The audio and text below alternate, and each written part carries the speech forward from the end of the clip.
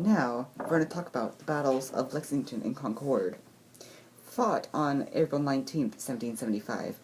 It kick-started the American Revolutionary War. On the night of April 18th, 1775, hundreds of British troops marched from Boston to nearby Concord in order to seize army supplies. Starting in 1764, Great Britain enacted a series of measures aimed at raising revenue from its 13 American colonies. Many of those measures, including the Sugar Act, Stamp Act, and Townshend Acts, I don't know how to say that, generated fierce resentment among the colonists who protested against taxation without representation, which is a very popular quote.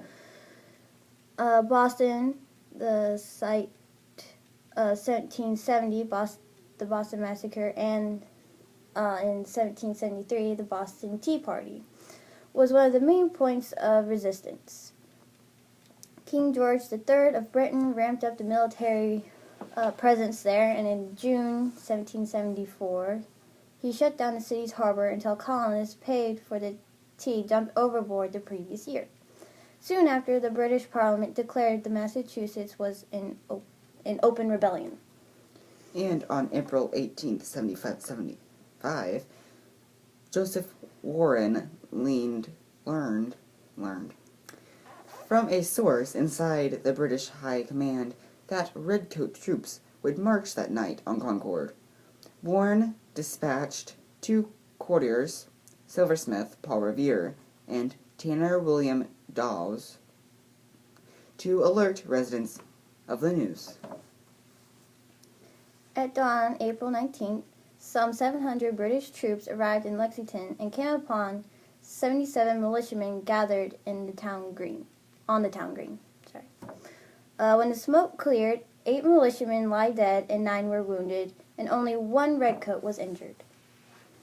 The British continued on to Concord to search for the arms, not realizing that the vast majority had already been relocated. They decided to burn what little they found, and fire got slightly out of control.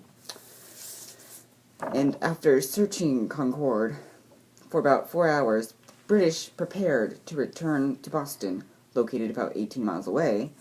By that time, almost 2,000 militiamen, also known as Minutemen, for this ability to be ready in a moment's notice, had descended to the area, and more constantly arriving.